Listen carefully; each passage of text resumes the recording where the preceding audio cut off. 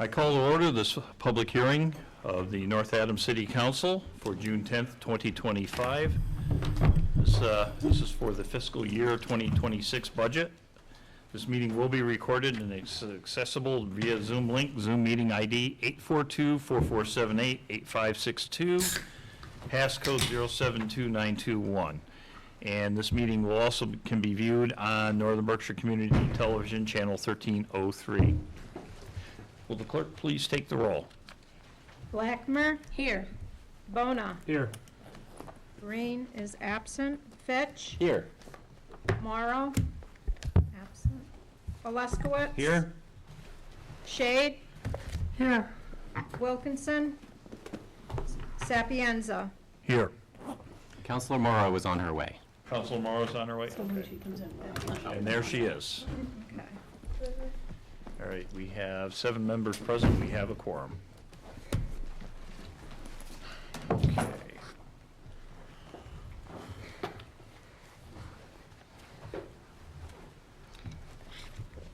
Okay, and in just a moment, we're going to be going on to, this is, refers to papers number 12,497, the classification and compensation plan, Schedule B, and paper number 12,498, Communication 111 from Mayor Maxey presenting the draft fiscal year 26 budget proposal as referred to the Finance Committee and presented at the regular council meeting to City Council on June 10th, 2025.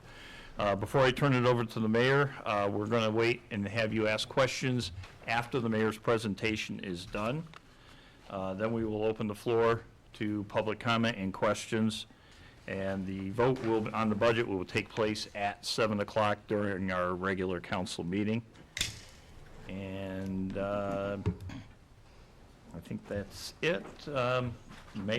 Councilor Fitch. Point of clarification, am I correct in assuming that we'll still present the budget at our council meeting, but we'll go through it line by line, and we'll also have a public comment section? Yep. Yep. We won't have a public comment section? Councilor Blackmer? Clarification, we're not going to go through line by line at the council meeting. We're going to go through section by section as we have Section in the by past. section, correct. And the comments would just be the regular comments at the beginning and at the end, not on the budget particularly. Correct. If people have comments and questions, that's what this public hearing is for. The comments and questions Okay. for the budget will be during this public hearing. Okay, From the just- public. That is what I was saying. Okay, any further questions from the councilors? I'm going to turn it over to the mayor. Great, thank you, everyone. Are we all set with Counselor Wilkinson? Okay. He hasn't joined. Oh, he hasn't joined yet. So good evening and welcome to the fiscal year 2026 budget presentation. I'd like to start with a quick overview of the classification and compensation plan, which can be found on page 74. The changes that are made in the comp plan will be reflected in the budget, so I believe it's an important way just to start and get everyone up to speed. So to start on page 74, the assessor grade has changed from an S22A to an S25. In addition, on that page, all of the PT2Cs have been changed to a PT6A, which is a wage rate of $18 an hour. On page 75, under community development, we've added a community planner, which is an S25, and a special project coordinator, which is a part-time position for Michael Newvalley as he transitions into retirement. Also on that page, under mayor's office, we've added chief of staff, which is an S22A, which is for Kathy Ead. Kathy was our former administrative officer in the last budget cycle, and then when we hired Maria, has shifted to a different role. On page, yes, Sorry, the book says S21A. Can you clarify? You said yes, S21. I'm sorry, S21A. Thank you. On page 76, under public safety, we changed the police chief to an S39. On that same page, we changed the police lieutenant to an S38A. And we also added a new position of a mechanic for our public safety department, which is listed as an S25. On page 77, under Public Services, we changed the Assistant Commissioner of Public Services to an S34S, the Principal Clerk to an S20A, she was an S12, and the seasonal workers changed from a PT6A, changed to a PT6A, which again is the $18 per hour. Starting on page 81 with the actual comp plan, overall, the plan increased 3%, and for any contractual obligations for police, fire, and highway. Both the fire chief, deputy fire chief, and the lieutenant got a 4% raise. Commissioner LaScarbo and Assistant Commissioner Markland, their rate has been changed to reflect a pay of a 40-hour-a-week work week and a 3% raise.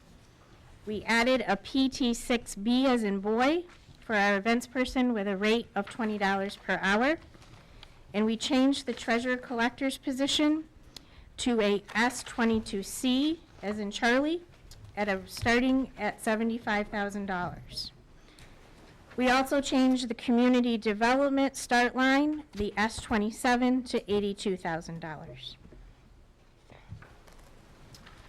So with that, that concludes the changes in the classification and compensation plan, which then rolls into our budget.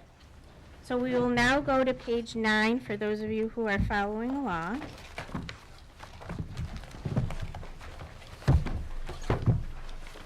The fiscal year 26 budget is up 7% from last year, bringing us to a total of $52,315,394.10.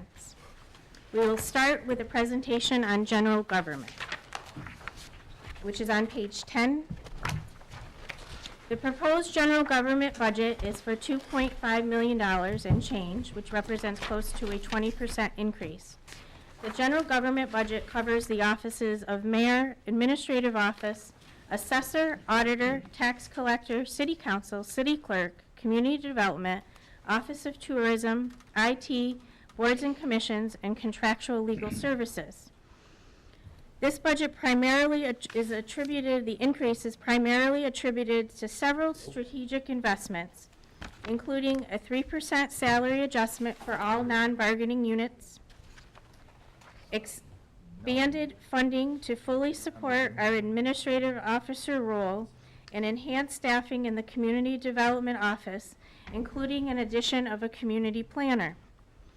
We have increased resources for the city clerk's office to facilitate a comprehensive update of municipal ordinances through general code. We have a higher allocation for legal services, and we have a continued investment in infrastructure to ensure operational efficiency and modernization. It's important to note that this budget will be offset by a transfer out of the municipal technology account in the amount of $30,000. That money is earmarked to upgrade and enhance the technology in this room for City Council.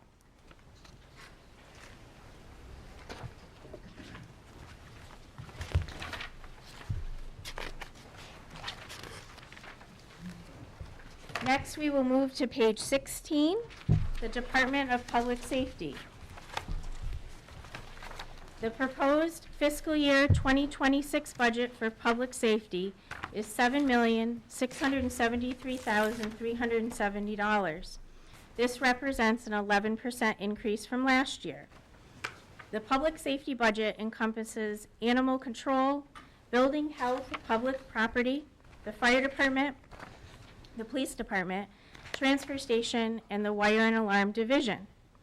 This increase is driven by several factors, including a 3% salary adjustment for all non-bargaining personnel, contractual salary obligations stemming from recent contract settlements, the creation of a new public safety mechanic position intended to reduce outsourced labor costs related to vehicle maintenance and repair, a $40,000 increase in the fire department to support the replacement of aging equipment, expanding accounting for ongoing operational expenses across the multiple departments, and an increase of about $14,000 in the wire and alarm division for an investment in traffic control equipment and system assessments. This budget will be offset by $144,000 from the sale of city land and $37,000 to offset our student resource officer's position that will be funded through the school department. This budget underscores the city's commitment to maintain a strong, responsible public safety infrastructure while pursuing greater operational efficiencies to protect our city.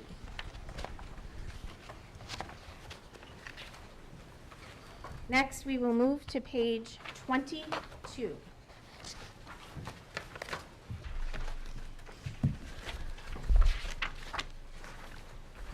Under the Public Service Department, we are proposing a fiscal year 2026 budget of $4,355,788.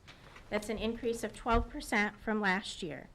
The Department of Public Services covers cemetery, engineering, highway, parks and recreation, and the water department, as well as the airport, Council on Aging, North Adams Public Library, Windsor Lake, and Veteran Services. Key drivers for the budget increase of this department include a 3% salary adjustment for all non-bargaining unit personnel, additional salary increases tied to contractual obligations, and the funding of two new positions in the water department to support expanded operations and service delivery to our citizens. It also should be noted that we are increasing the library budget $7,400 to support upgrades to equipment and media resources, $25,000 increase in the engineering department to cover expanded contractual services, and about $20,000 increase in the water filtration plant budget to address necessary maintenance and repairs. This budget will be offset by $156,000 from cemetery perpetual care and $147,000 from the transfer station account to offset salaries of the transfer station. This budget reflects a continued investment in maintaining and improving essential public infrastructure and services while addressing staffing and operational needs to meet the evolving demands of our community.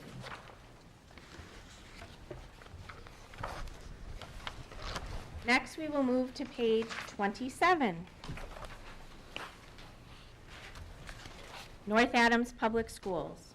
The North Adams Public Schools fiscal year 2026 proposed budget is $20,696,213. While the budget book reflects an increase of $439,000 with the addition of some Chapter 70 spending as well as school choice withdrawal, our actual share that the city went up is $150,000. We all know that we are focused to ensure that every child in this community learns every day in every classroom while empowering all students to recognize and reach their full potential. In developing this budget, the district faced several significant financial challenges, including, most importantly, the rising cost of special ed education for out-of-district tuition. We also were faced with contractual obligations tied to staffing agreements. Despite these constraints, the budget is designed to uphold a high-quality education experience in prioritizing continued access to arts for all students, enhanced instructural focus on engagement through project-based learning, ongoing efforts to strengthen literacy skills and close the achievement gap in mathematics, expand support for social, emotional, and mental health needs within our schools, and the preservation of in-district specialized programs to serve students with special education needs in the least restrictive environment. We are continued to commit to educational excellence, equity, and student well-being in our community despite our financial constraints. Now, flipping to the very back of that same tab on page 59 is our pension. The proposed budget for our pension system is about $3.5 million. That's an increase of approximately $100,000 or 3%. This is where our retirement board, all of our retirees for the city are paid from, and this is the city's annual appropriation to the retirement board, which is a fixed cost-based assessment, which is determined by the actuaries.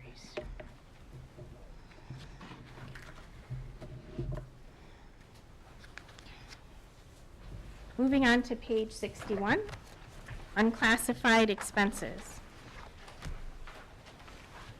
This is the one budget I really don't like. So this budget is $11,768,000 and change. This represents close to a 12% increase. This budget category encompasses a range of citywide obligations that don't necessarily fall under a traditional budget. They include essential costs such as health and general insurance, the city's share of employee payroll taxes, mandatory assessments from the Hoosick Water Quality District, McCann, as well as any vocational programs that we're charged tuition for. It's very important to understand that the big driving force behind this was an increase to our health insurance for our employees of close to $1.2 million.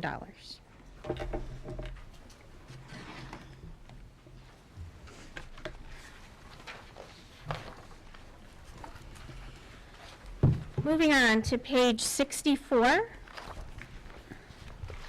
Capital items. Proposed budget for capital items is $1,057,500. This represents approximately a 2% increase. This budget encompasses utility expenses such as electricity, natural gas, and fuel costs associated with the operation of public buildings and fleet. It also includes road paving costs that fall outside any of our contractual programming, as well as Chapter 90. It covers the little things which are big, such as office supplies, furnishings, and telecommunications that aren't funded through our IT budget.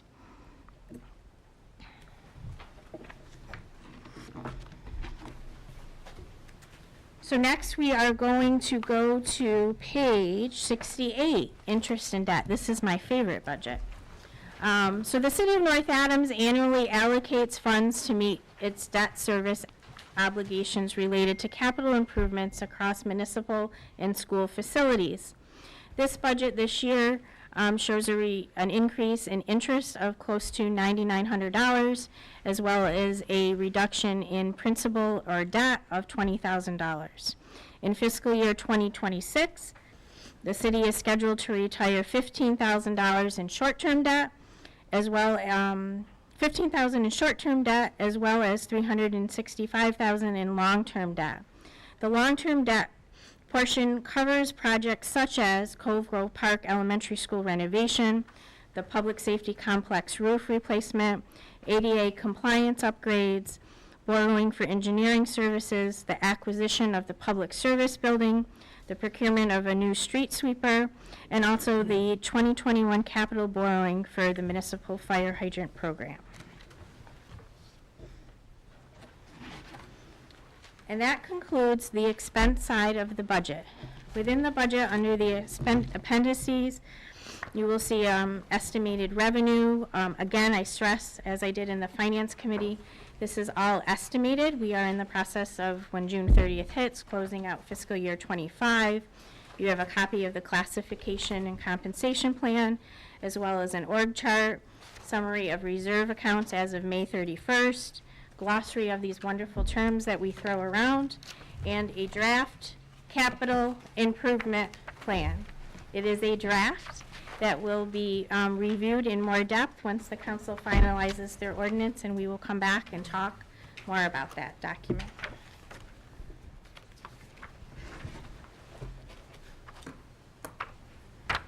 Not bad, 22 minutes. Very well, very good. All right, I'm going to open the floor at this time. Considering we have a number of people in the room, we'll try to get everybody in that wants to speak. And this will be the same as hearing a visitor. Step up to the mic, please state your name and address for the record and your question or comment. Please raise your hand if you wish to speak.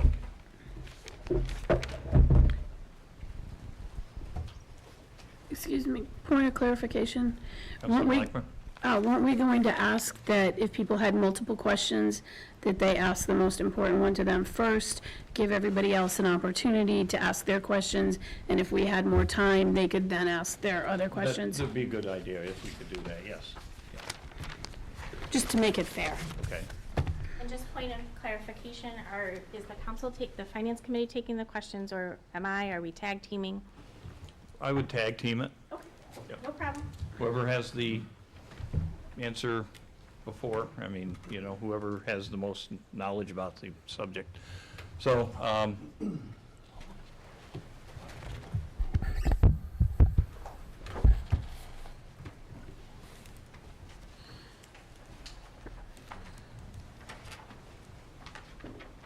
Hi, Rye Howard, East Main Street. If no one else has questions, I have a few. One thing I noticed is that the school expense budget has gone down by 600 grand, and I just am curious what that number represents. I want to make sure it's not something where we're pushing costs onto teachers to buy their own paper clips or whatever. We are not pushing expenses Okay. onto our teachers. Okay. You want to go, Nan? Do you want me to? Sure. Should I just, okay, should I, go ahead. We'll answer one at a Okay, time, thank if that's okay? Yeah, please. The biggest, the highest impact variable affecting that is the unemployment insurance, which Oh, we wow. had loaded up last year with the restructuring of the schools. So we knew that that would be coming down going into FY '26. Great. Okay, thank you very much, that's You're very welcome. helpful. There were a couple other places where I can see that I wanted to say thank you for including a community planner. I'm very excited about that, so thank you. And I think this is just a comment more. There's a couple of places I can see where I'm curious for more detail.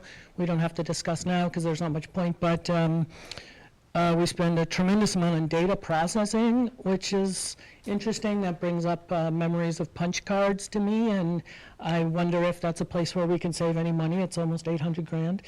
And I'm curious if anyone knows how much of the overall cost of the transfer station is borne by user fees, because again, the transfer station total cost is quite high.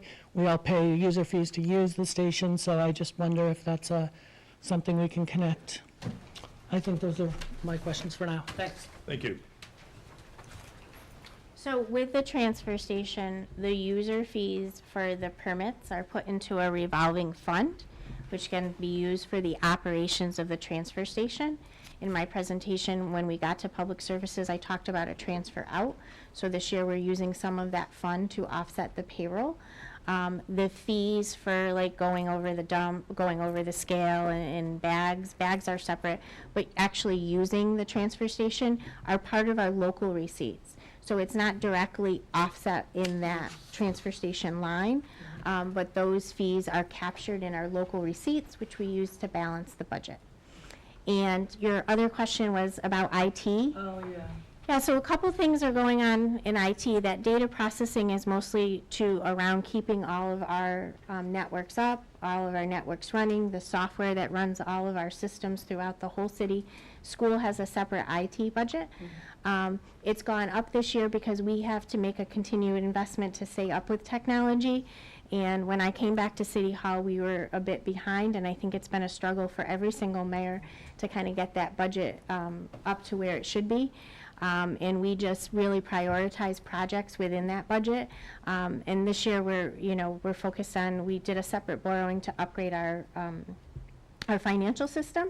But we still have to pay an annual fee and annual costs to keep our current system running till we're there. And then once we migrate, we'll still have those data, we call it data processing, which sounds like a punch card. When I first started with the city, we used a burster. So we're pretty efficient when it comes to printing bills and that technology, but it is an expensive line to run a city. And it also includes not only like this building, but some of the police, it includes the library systems, it includes our transfer station software and things like that. Did I answer all of your questions? Yeah, that's great. Thank you very much. Please step up to the mic, name and address for the record. Brian Joseph, 62 Liberty Street. In these council meetings recently, there's been a lot of talk about a housing fund of some sort or another. I didn't hear any mention of that in discussion of the budget. Is there any money earmarked in the budget to go toward helping our housing crisis? So there's no money earmarked in, we're neighbors, by the way. There's no money earmarked in the budget to address what you're talking about. However, we think with the community planning and the new staff that's going to be steered by Maria Kozik, we will open up our opportunities to address that more head-on. We also applied for a technical assistance grant to help us look at some of the properties that we own and to reutilize them and get a specification or an assessment of what it would look like, for example, at the Windsor Mill, if we were to market that to be housing. So there's nothing directly earmarked that says we're going to build an apartment house or we're going to have incentives for No. landlords. We talked about starting a fund in these Yeah. meetings, and I think that we should, as soon as possible, be earmarking funds to start that fund. Thank you for Um, that. May I ask my next question? Of course. It seems many things in the budget have gone up, but our tourism budget, if anything, has gone down. At least by percentage, it definitely has, or I'm doing the math wrong. I'm curious why we're not prioritizing that. These are two areas that I see as having the opportunity for economic growth and hopefully will pay for themselves in coming years, when we're increasing a lot of things like IT that I don't really see how they're driving growth in revenue or tax base. So with the tourism budget, we all recognize that years ago we had a full-time tourism director. That position, I will say, has been somewhat watered down and to be just a focus on events. Again, with the new team that we're building in community development and some of the new initiatives, I'm hopeful that we can bring that back. I think we've talked a little bit in council meetings about our distressed community technical assistant grant, which is helping us spur the what we need to do for tourism and what we need to do to be attractive. We did invest some funds last year into this year on Discover North Adams. And that was a website that kind of links to who we are, what we have, but it has a lot further to go. And that is one of the charges that Maria will have is working with not only all of you as business owners, but with the North Adams Partnership and other entities to get us moving in that direction. But we've talked extensively, I think Councilor Blackmer brings it up every budget meeting. And then you know, some. And then some, right, about bringing that position back. Yes, I would. I think in general, my questions are about, this budget doesn't seem very forward-looking. It doesn't seem like there's a lot of economic growth opportunities in here for our city. And year after year, we have a somewhat stagnant or dwindling population. Our base is, our budget is pretty linear. It's not going up massively any time. So, and when I ask about these things, it's like, well, there's money for that in this other area, so don't look at the number I have on there, because, you know, and I have money for that over here. So I'm just curious where the economic growth is. What is the plan for growing our city's tax base and having more revenue for tourism next year, more revenue for these things next year, if we don't have it this year? Because I don't see in this budget that. So I don't think you and I have ever talked in depth about that, so No, maybe I we would should. love But So I thought this meeting was for. yeah, so the forward-facing of how are we investing in tourism is an indirect cost Just of, the future of the city in general, like how does this budget reflect creating a larger budget for next year? yeah. This budget reflects a solid administrative operational platform. It's not going to, we're not in the business to build housing, we're not in the business to build buildings, but we are in the business to have incentives. So for example, 40R, there isn't a dollar value in the budget that could address 40R. We just had a conversation today to look at a lot of our zoning, and that was going to be a charge of one of our new community planners with Maria's new guidance, as to look at our ordinances to say, are we passé in some things that are prohibiting building and developing in North Adams. So indirectly, we have operational and administrative things, and I'm not giving you just a BS answer, but we're not in the business of, we're not going to build a housing development, but we certainly are going to support all those efforts for our housing development. We're going to support all those efforts to promote businesses throughout our city and as a business owner, I don't see that actively happening in North Adams, and I'm disappointed that this budget doesn't reflect more economic growth, more policies that will, driving more money into creating more money for our city. I think I you, think this is, yeah, sorry. I Go think ahead. that when we have a budget for IT that's nearly $1 million, to say that we can't come up with more than $50,000 for our tourism department is really sad and problematic.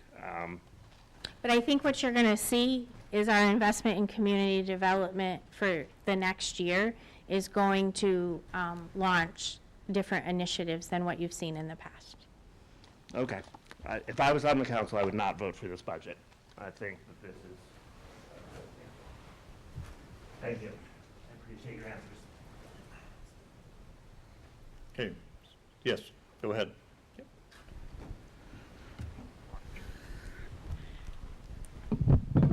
My name is Dune Mackay. I live on Eagle Street, and I thank you for having this budget printed out so I can look at it, and I was glad to be able to read it in advance also online.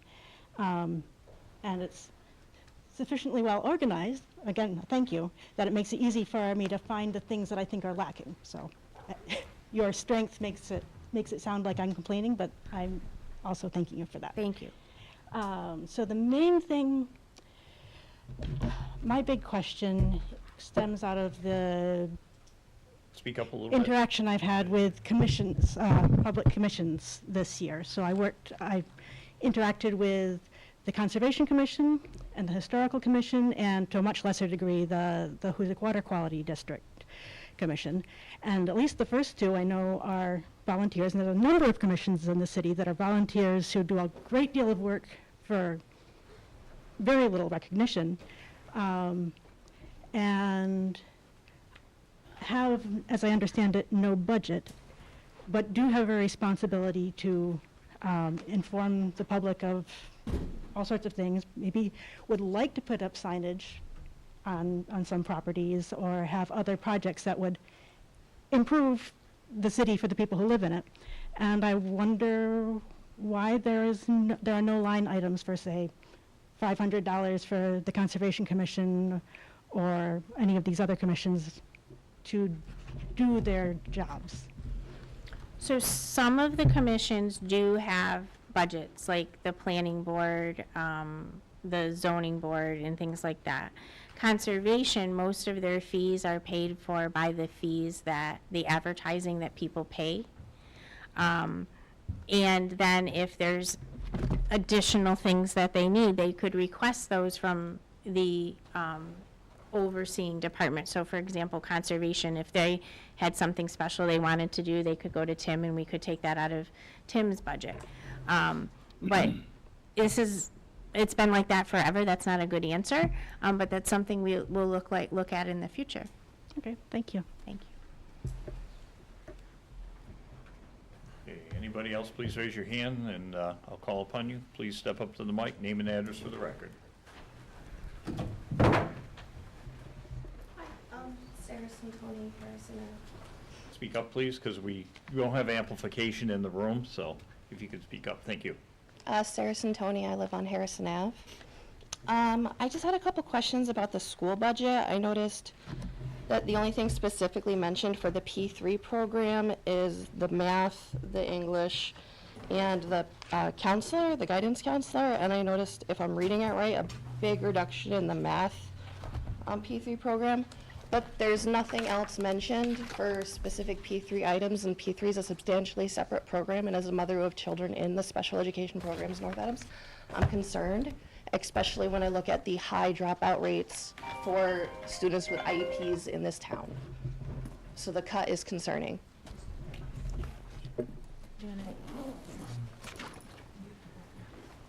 I'll have Mr. Simon take that question for you, okay? So for the record, I'm Tom Simon, I'm the Director of Student Support Services. I'm Tom Simon, the Director of Student Support Services. I never can find the microphones. Could you just rephrase your question again? So we've met. I have children in the special education department. There were cuts in the, I'll just look. the line 64, the math P3 program. And then the only specific programs for the P3 were the math and the English, and the school adjustment counselor for the P3 program. No other programs are specifically mentioned for the P3 program.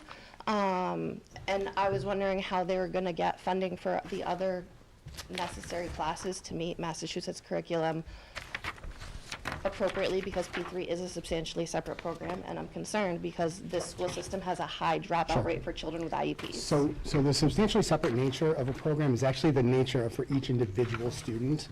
And what we're finding is we actually are trying to create more opportunities for generalized education for most of our students that are involved in the substantially separate programs, because the whole point is to try to build independence over time. So the reality of like the cuts is really about reintegrating some of the other resources. So where we would have special educators that have a specific training in that work, working directly with students, we would also be bringing in classroom teachers who have specific expertise in math or in science or in ELA, and having students work with those folks as well around creating specific instructional plans for them. It is very difficult to find special education teachers in general. Finding people that also have additional expertise in math and in reading is almost impossible at the secondary level. So what we're trying to do is pair special educators and general educators to provide that kind of direct instruction for students. Does that make sense? No. Okay. How is this gonna be addressed with a cut to the budget? Because the dropout rates are concerning. And Can you, the school because budget I'm was not cut. sure, I'm Are not sure, Line 64? yeah. So line 64, Which is that page? the one with the math? Yeah, that's Yeah, somebody, line that's, 64. that's based on staff salaries. Page number Can we that's get the on, page so number? everybody can follow along. It's page 53, and then that's line 64 for math, line 81 for English, which wasn't reduced, and then the school adjustment counselor is 186, page 56. Thank you. So line 64, that's staff salaries. So when Oh, staff okay. are reassigned, it just reflects the salary based on what had been budgeted. Okay, So it's not a reduction, it's literally somebody's salary. okay. So Different people in the role may have different salaries as one comes in, one goes out. So I apologize, I misunderstood your question, that's why I That's asked. okay. I wasn't sure entirely how to word it either, so Yeah. forgive me. And then the English is just it's the same thing, but in reverse. Yeah, I saw consistency with that. I was just concerned with the math. Right, right.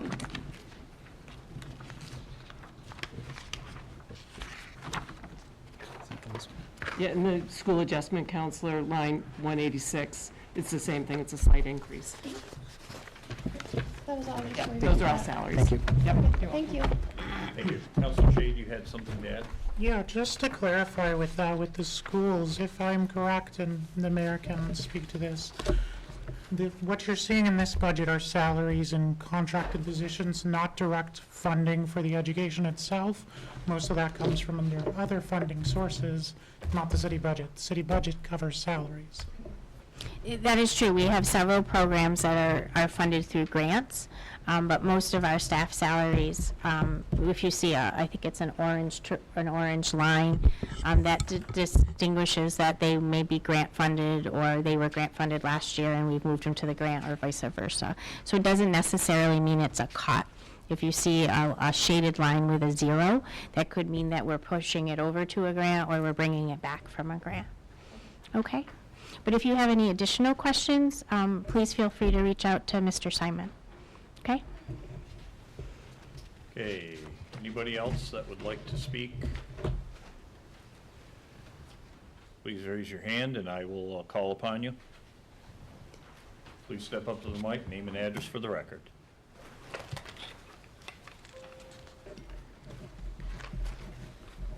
Hi, I'm Virginia Rio. I live at 36 Holden Street, and after sitting through all 8 hours of the Finance Committee meetings, I missed something, and I noted in the document, and you may have gone over this already, but the interest and debt page, which is page 66, and I was kind of looking at the trends here, and was just interested in understanding sort of, I mean, it's a downward trend, which seems like a good thing, you know, and, you know, what are the factors that come into play in that changes in those figures? For previous years?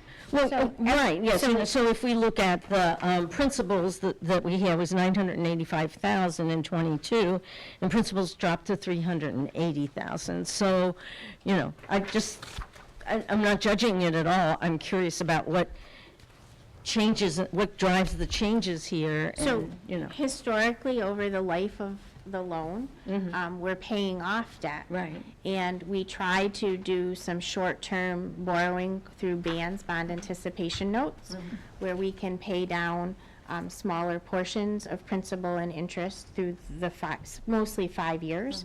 And then we bring it to maturing debt, long-term debt, consider it like your mortgage of your house. And over the years, we haven't added a lot of new debt. And that's why we're in a good position to add debt, if there is such a good thing of saying that it's a good position to add debt. We all like to have good But credit through- ratings. over the years, we have paid down our debt to whatever schedule we've set. And that's good forecasting from previous treasurers, tax collectors, and really working with what the market is. We've also refinanced some of our debt along the way, which has allowed us to pay down things. But when you look at it, when we finish out the school project, you're going to see that there's going to be more principal and interest payments. But that's something we're prepared to undertake because in the past, we've focused on paying off our debt. I don't know if I fully answered your question, but it just, it really boils down to, you see a reduction in the lines because we're paying off things and we're not adding to it. And, I mean, too much debt is inherently bad. Some debt may be good. And I guess I don't know that we can get, I don't think I can get an answer to this, but just thinking about the whole situation of, let's say, if there was an investment, ignoring the school, right? Just some other investments that we wanted to make that we thought would be valuable, you know, that what would be the criteria, what would be the process? How does that conversation happen more broadly? So more broadly with the bond market, I'm specifically talking about debt, we're in a very good position. And I think our bond counsel, David Eisenthal, was here not too long ago and said for a city our size, we don't have a lot of debt. And we also have a very good bond rating through Standard & Poor's. I think it's a A- stable, which we've worked very hard over the years to get to. So when we look at new projects and we look at new financing, we've somewhat positioned ourselves to have a good portfolio that, look, we've done all these projects, we've paid all of our bills, and we have the capacity to borrow. But with that being said, everybody wants everything, but nobody wants to pay for it. When we have to build projects, for example, if we were to build a new firehouse or a public safety complex, chances are we're not going to get funding for that that's going to pay us 100%, that we would have to borrow. And everybody wants it, but are you going to want to pay for it through your taxes? Probably not. Did you just knock? No, she just said a couple. Okay. I thought he was saying my time was up. So my time is never up. Maybe for you, Virginia. But for the summary of it, your original question, why is there such a fluctuation? That's because we're paying down debt according to the terms of our, for say, mortgage for all these projects. So I know we can't answer this question, but maybe this is more of a comment, so I want to go back to the idea of economic development and, you know, if we're going, you know, are there certain strategies that we could undertake if we were willing to take on debt that we think would have economic development impacts that then provide a return to the tax base? And I think that's a complicated question. I don't expect an answer, but I think it would be an interesting conversation to have. I'm going to put on the kind of grumpy mare for a second. Our first step to that is exactly what we've done by investing in community development. Now, you haunted me last budget cycle. I'm winking at you with a smile on my face. Haunted you. For a community planner, which exactly was the right thing. We just weren't there yet. So we're there. And then the next step is, where do we take all of those resources? How do we maximize them to do what Brian, I want to call you Schmitty, what Brian and you and your colleagues talk about all the time. But it takes time. And the money that we have, we got to keep the streets plowed, we've got to keep the potholes filled, we got to keep the water clean. Right. So we only have so much money to go around. But we are leaning in very hard on any grant opportunity that we have to support us in those activities. Okay, it's a longer conversation. It is certainly I is. hope, Maureen, that, you know, that this is another area that we could have really great public dialogue on, and, you know, a better understanding. I mean, I know I could learn a lot more and understand a lot more in this space, and I think it's something that's vital at top of mind for I think you're going to everybody. see two things. When we're able to get community development staffed up, you're going to see a change there. And I also think that you're going to see, if we get this one-stop grant, you're going to see some changes in, like, our attempts for housing, to help support housing. But it's not in, you're absolutely right, it's not in this budget, I fully disclose that, but that doesn't mean that it's not on our radar. It certainly is, and you remind me of it every 2 weeks. I'm saying that with a smile on my face. Well, I swore I would never become that person who stood up and talked at every council meeting. look at you yet now. Here I am. You're a So, star. at least I try to find different topics at different meetings. All right, thank you so much, and, you know, I think we can continue this conversation. Council Blackmer? A couple of you mentioned economic development. I guess I'd like to see what you're thinking on that. So if you can shoot an email, all of our emails are on the website, because when you talk about municipal funding of economic development, I think of, a very large community putting money toward a civic center or infrastructure to build a complex that's going to house a whole bunch of businesses, and so they're going to need water, and they're going to need all that. When you talk economic development, that's kind of what I think of in the background. And honestly, while those are great ideas, I think the scale of our city, that's not it. I mean, do I think that improving our infrastructure, water, sewer, to me, it's an economic necessity at some point, but if you guys are thinking of things that, please share with us, send an email, I'll take a look at it and have a conversation with you. And then also along those lines, Councilor Blackmer, we've also submitted, I think, 3 one-stop grants for doing just that, in areas that we can see some economic development, some businesses growing, updating the water, sewer, the streetscapes, the sidewalks, all that fun stuff, lighting. So we've put in for those kind of grants. But to say that it's in this budget, it's not. Okay, anybody else?